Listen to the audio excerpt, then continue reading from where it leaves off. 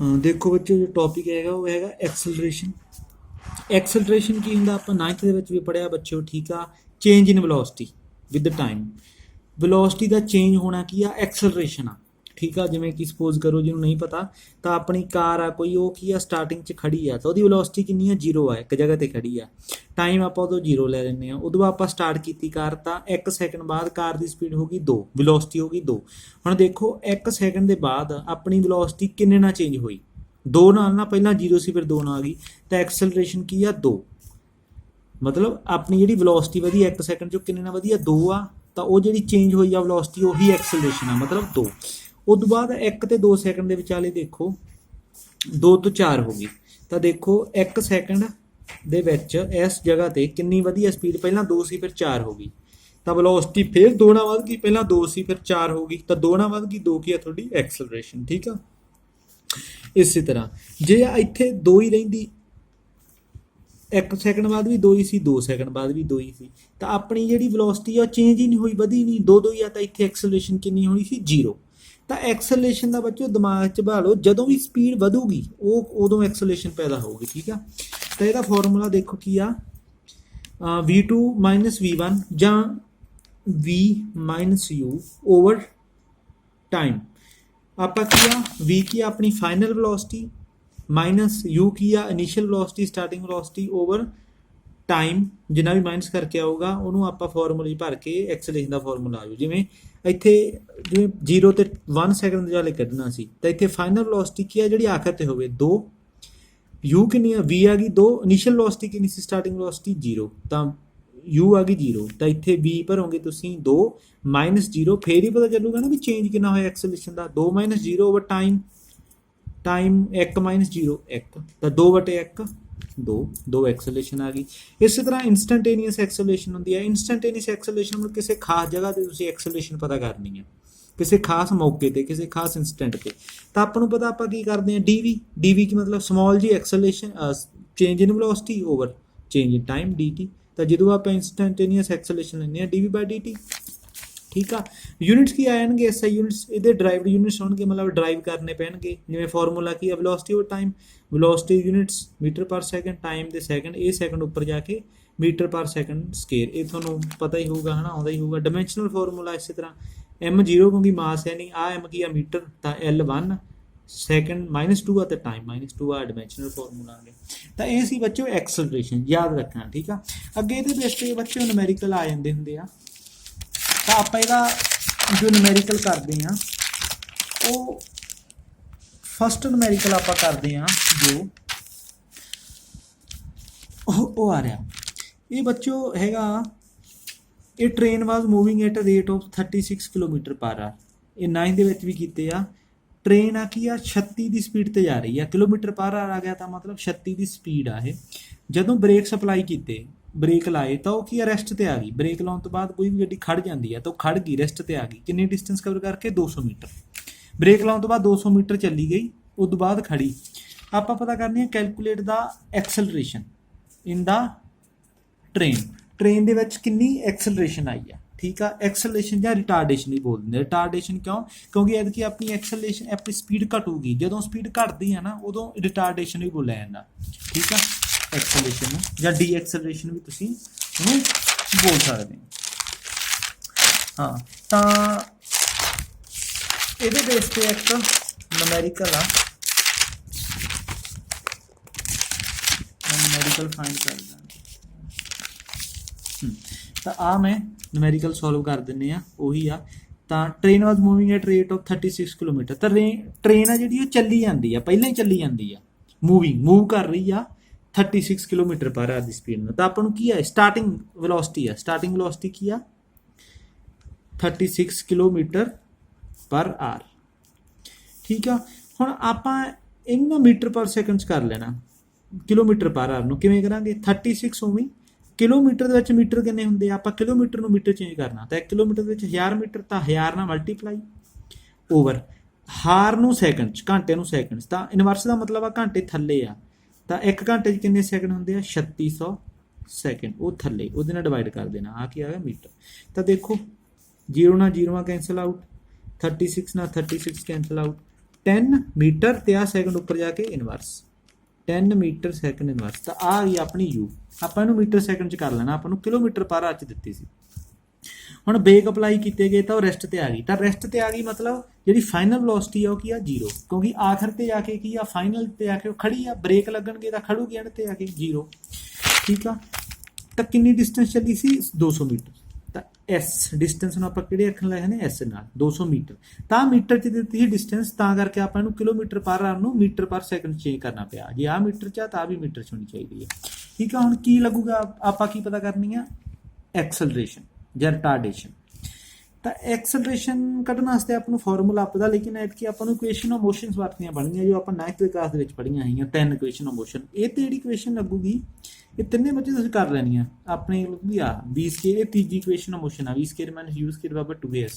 ਤਾਂ ਇਹ 'ਚ ਵੈਲਿਊ ਭਰ ਦਿੰਦੇ ਆ। v ਕੀ ਆ 0, 0 ਦਾ ਸਕੇਅਰ ਮਾਈਨਸ u ਕਿੰਨੀ ਆਪਣੀ 10 ਆ ਲੈਣੀ ਆ 36 ਨੂੰ ਲੈ ਲਿਓ 10 ਦਾ ਸਕੇਅਰ ਬਰਾਬਰ 2 ਇੰਟੂ a ਐਕਸਲੇਸ਼ਨ ਕਿੰਨੀ ਆ, ਐਕਸਲੇਸ਼ਨ ਦਾ ਫਾਈਂਡ ਕਰਨੀ ਆ, a ਹੀ ਰਹਿਣ ਦਿਓ। s ਡਿਸਟੈਂਸ ਕਿੰਨੀ ਦਿੱਤੀ ਆ 200। ਤਾਂ ਆ ਕਿੰਨਾ ਕੁ 10 ਸਕੇਅਰ ਕਰਕੇ 100। ਤਾਂ ਮਾਈਨਸ ਉਵੇਂ 2 ਇੰਟੂ 200 400 a। ਆਪਾਂ ਇਹ ਪਤਾ ਕਰਨੀ ਆ 400 ਇੱਧਰ ਆ ਕੇ ਡਿਵਾਈਡ ਹੋ ਗਿਆ 0 ਨਾਲ 0 a। ਤਾਂ 1/4 ਕਿੰਨਾ ਹੁੰਦਾ 0.25 ਯੂਨਿਟ ਇਹਦੇ ਲਾਉਣੇ ਜ਼ਰੂਰੀ ਹੈ। ਯੂਨਿਟ ਕੀ ਐਕਸਲੇਸ਼ਨ ਦੇ ms -2। ਤਾਂ ਐਕਸਲੇਸ਼ਨ ਥੋੜੀ ਇੰਨੀ ਆ ਗਈ ਮਾਈਨਸ। ਤਾਂ ਮਾਈਨਸ ਦਾ ਮਤਲਬ ਆ ਵੀ ਤੁਹਾਡੀ ਜਿਹੜੀ ਸਪੀਡ ਆ ਉਹ ਘਟੂਗੀ। ਠੀਕ ਆ। ਤਾਂ ਰਿਟਾਰਡੇਸ਼ਨ ਇੰਨੀ ਹੋਊਗੀ ਹਰੇਕ ਸੈਕਿੰਡ 0.25 ਨਾਲ ਸਪੀਡ ਘਟਦੇ ਤਾਂ ਆਪਣੇ ਕੋਲੇ ਆਖਰ ਤੇ ਆ ਕੇ 200 ਮੀਟਰ ਕਵਰ ਕਰਕੇ ਉਹ ਖੜ ਜੂਗੀ। ਠੀਕ ਆ। ਤਾਂ ਇਹ ਤੁਹਾਡਾ ਕੀ ਆ ਨੂਮੈਰੀਕਲ ਆ ਗਿਆ, ਇਹਦੇ ਬੇਸ ਤੇ ਨੂਮੈਰੀਕਲ ਆ ਜਾਣਗੇ। ਤਾਂ ਇਹਨੂੰ ਧਿਆਨ ਨਾਲ ਤੁਸੀਂ ਵੇਖ ਲਿਓ। ਠੀਕ ਆ। ਅੱਗੇ ਥੋੜਾ ਇੱਕ ਡਿਫੀਕਲਟ ਆ ਜਾਂਦਾ ਹੁੰਦਾ ਇਹਦੇ ਬੇਸ ਤੇ, ਜਿਵੇਂ ਕਿ ਇੱਕ ਆਟੋਮੋਬਾਈਲ ਆ ਉਹ ਟਰੈਵਲ ਕਰ ਰਿਹਾ, ਸਪੀਡ ਉਹ 60 ਕਿਲੋਮੀਟਰ ਆ, ਕੋਈ ਕਾਰ ਆ ਉਹ 60 ਕਿਲੋਮੀਟਰ ਪਰ ਆਰ ਦੀ ਸਪੀਡ ਤੇ ਜਾ ਰਹੀ ਆ। ਬ੍ਰੇਕ ਅਪਲਾਈ ਕੀਤੇ ਗਏ ਉਹਨੂੰ ਰੋਕਣ ਵਾਸਤੇ within the distance of 20 meter. ਤਾਂ 20 ਮੀਟਰ ਦੇ ਅੰਦਰ ਉਹਨੂੰ ਰੁਕਣਾ ਚਾਹੀਦਾ। ਹੁਣ ਜੇ ਸਪੋਜ਼ ਕਰੋ ਕਾਰ ਕੀ ਆ ਟਵਾਈਸ ਐਜ਼ ਫਾਸਟ, ਬਈ ਪਹਿਲਾਂ ਦੇ ਨਾਲੋਂ ਦੁੱਗਣੀ ਸਪੀਡ ਤੇ ਜਾ ਰਹੀ ਹੁੰਦੀ। ਠੀਕ ਆ। ਫਿਰ ਦੱਸਣਾ ਹੀ ਸਟਾਪਿੰਗ ਪੋਟੈਂਸ਼ੀਅਲ ਕਿੰਨੀ ਹੋਣੀ ਸੀ। ਫਿਰ ਦੇਖਣਾ ਵੀ ਇਹ ਦੁੱਗਣੀ ਸਪੀਡ ਤੇ ਆਂਦੀ ਤਾਂ ਉਹ ਹੁਣ ਤਾਂ 20 ਮੀਟਰ ਤੇ ਰੁਕ ਗਈ, ਤੇ ਦੁੱਗਣੀ ਸਪੀਡ ਤੇ ਆਂਦੀ ਤਾਂ ਕਿੰਨੀ ਡਿਸਟੈਂਸ ਕਵਰ ਕਰਕੇ ਰੁਕਦੀ ਉਹ ਪਤਾ ਕਰਨੀ ਹੈ। ਤਾਂ ਓਬਵੀਅਸ ਆ ਵੀ ਉਹ ਜ਼ਿਆਦਾ ਡਿਸਟੈਂਸ ਕਵਰ ਕਰਕੇ ਰੁਕੂਗੀ, ਜੇ ਸਪੀਡ ਜ਼ਿਆਦਾ ਤਾਂ ਹੌਲੀ ਹੌਲੀ ਰੁਕੂਗੀ। ਤਾਂ ਆਹ ਦੇਖੋ U1 ਕੀ ਆ, ਇਹ ਪਹਿਲਾ ਕੇਸ ਆ। ਪਹਿਲਾਂ ਤਾਂ ਸਟਾਰਟਿੰਗ ਸਪੀਡ ਪਹਿਲਾਂ ਉਹਦੀ ਕਿੰਨੀ ਸੀ 60 ਕਿਲੋਮੀਟਰ ਪਰ ਆਰ। ਇਹਨੂੰ ਆਪਾਂ ਚੇਂਜ ਕਰ ਲਿਆ, ਦੇਖੋ ਕਿਲੋਮੀਟਰ ਪਰ ਆਰ ਨੂੰ ਮੀਟਰ ਪਰ ਸੈਕਿੰਡ, ਉਸੇ ਤਰ੍ਹਾਂ ਹੀ 60 ਇੰਟੂ 1000 ਓਵਰ 3600 ਆਵੇਂ ਕਰਕੇ ਤੇ ਇਹਦਾ ਆ ਗਿਆ 50/3। ਤੁਸੀਂ ਕਰਕੇ ਦੇਖ ਲਓ 50/3 ਮੀਟਰ ਪਰ ਸੈਕਿੰਡ ਆ ਜੂਗੀ। S1 ਡਿਸਟੈਂਸ ਕਿੰਨੀ ਕਵਰ ਕਰੂਗਾ, ਉਹ ਪਹਿਲੇ ਕੇਸ 'ਚ 20 ਮੀਟਰ। ਅੱਗੇ ਆ ਦੂਜਾ ਕੇਸ ਕੀ ਆ U2 ਮਤਲਬ ਕੀ ਆ, ਹੁਣ ਜੇ ਕਾਰ ਦੁੱਗਣੀ ਸਪੀਡ ਤੇ ਆ case if the car is going twice as fast ਤਾਂ ਕਾਰ ਦੁੱਗਣੀ ਸਪੀਡ ਤੇ ਆ ਰਹੀ ਹੁੰਦੀ। ਤਾਂ ਪਹਿਲਾਂ 60 ਦੁੱਗਣੀ ਦਾ ਮਤਲਬ ਕੀ 120 ਦੀ ਸਪੀਡ ਤੇ ਆ ਰਹੀ ਹੁੰਦੀ। ਆਪਾਂ ਪਤਾ ਕਰਨੀ ਹੁਣ ਡਿਸਟੈਂਸ, ਸਟਾਪਿੰਗ ਡਿਸਟੈਂਸ S2 ਪਤਾ ਕਰਨੀ ਹੈ। ਠੀਕ ਆ। ਹੁਣ ਆਪਾਂ ਨੂੰ ਐਕਸਲੇਸ਼ਨ ਬਾਰੇ ਕੁਝ ਨਹੀਂ ਦੱਸਿਆ ਗਿਆ, ਤਾਂ ਐਕਸਲੇਸ਼ਨ ਆਪਾਂ ਦੋਨਾਂ ਕੇਸਾਂ ਦੇ ਵਿੱਚ ਸੇਮ ਮੰਨਾਂਗੇ A1 ਬਰਾਬਰ A2। ਤਾਂ ਆਪਣੇ ਕੋਲ ਇਕੁਏਸ਼ਨ ਕਿਹੜੀ ਲੱਗੂਗੀ ਆਹ v square minus u square ਬਰਾਬਰ 2as2।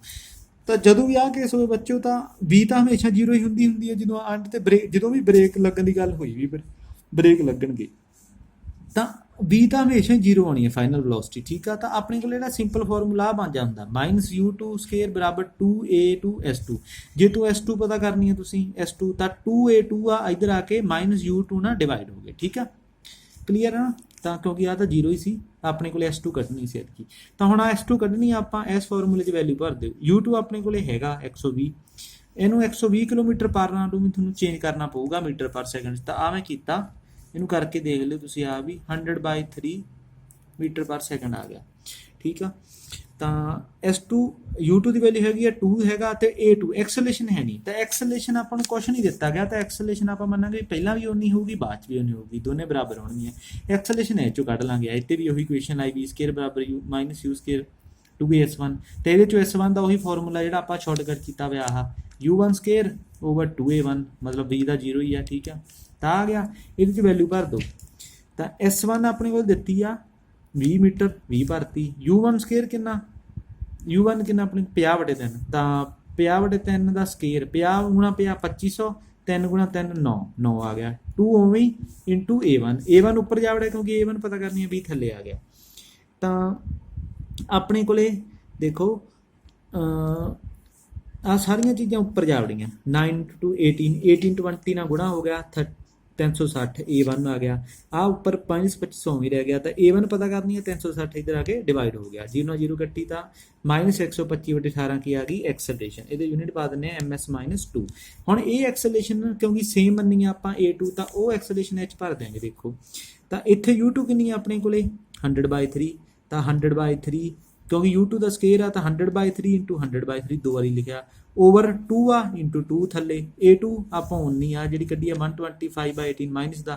ਤਾਂ ਆ ਮੈਂ 125 ਤੇ ਜਦੋਂ ਓਵਰ ਕਰਾਂਗੇ 18 ਉਹ ਉੱਪਰ ਜਾ ਕੇ ਮਲਟੀਪਲਾਈ ਹੋ ਜਾਊਗਾ। ਤੇ ਆ ਜਿਹੜੀ ਮਾਈਨਸ ਆ ਉਹ ਆ ਮੂਰੇ ਲਾਤੀ ਮੈਂ। ਆ ਮਾਈਨਸ ਇੱਕ ਮਾਈਨਸ ਆ ਵੀ ਸੀ ਤੇ ਇੱਕ ਮਾਈਨਸ ਨਾਲ ਮਾਈਨਸ ਕੈਂਸਲ ਕੱਟ ਕਰਾ ਕੇ ਮੇਰੇ ਕੋਲੇ 80 ਮੀਟਰ ਆਨਸਰ ਆ ਗਿਆ। ਤਾਂ ਇਹ ਆ ਗਿਆ ਆਨਸਰ। ਤਾਂ ਇਹ ਬੱਚੋ ਲੈਵਲ 2 ਦੀ ਪ੍ਰੋਬਲਮ ਆ ਥੋੜੀ ਔਖੀ।